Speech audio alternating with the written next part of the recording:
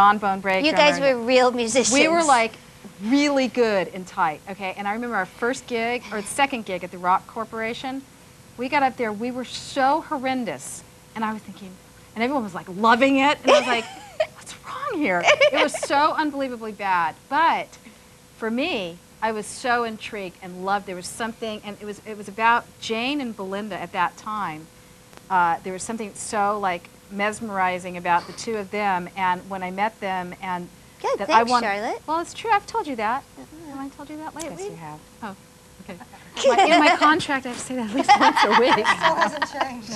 No, but I mean, you know, there was some. I was so drawn to, and just the thought of like this punk rock, like radical kind of songs, and the girls, and it was just like, I don't know. It didn't matter we were bad. I saw the band. I'd like to just add. I saw the band. Maybe at the Rock Corporation, and to me they represented every. I was in horror. I was like, because the women should be like great players. I thought, this is just, and I liked punk rock too. I mean, but I liked the Ramones and people that were just tight and fast.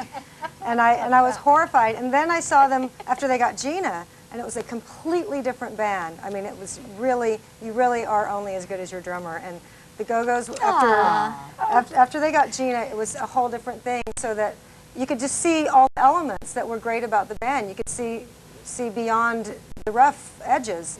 And it was after that point that when I was asked to step in, that I didn't hesitate. And when I got to sit down with the songs, because you're in a club, you can't really hear, but when I was given a tape of the songs, I knew right away. I thought, this is the band I want to be in. I mean, the songs were just fantastic. I mean, there was no, you just couldn't get around it. I mean, just sitting there with the cassette, I just knew that this band was exactly what I'd come to LA for. So, in terms of like, I mean, you guys have talked about, I'm not sure which one of you guys did, but about Miles, you know, coming to hear you, IRS signing.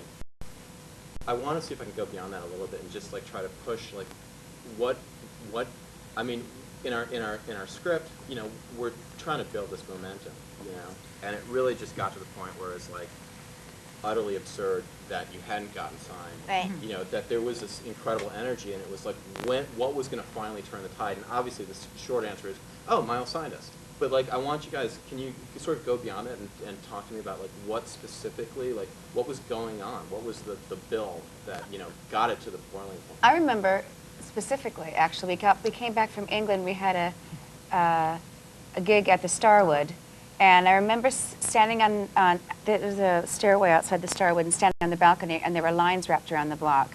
And I think we had just heard that we were getting signed, or that Miles was going to sign us, or Miles was going to be there. But at that point, it would just, it only seemed like a matter of time. It wasn't like, well, there was no doubt that someone was going to come along, and it seemed like he was the guy that was going to sign us. Well, he was the only one that wanted to. The only one that wanted us. But Yeah, no one else wanted to sign us. And I remember, didn't Joe Smith from Elektra Records? He was at that gig. yeah. We were like, please, God, please let Elektra Records want us, because we wanted a real record deal, and IRS was not considered a real record company. Because they had just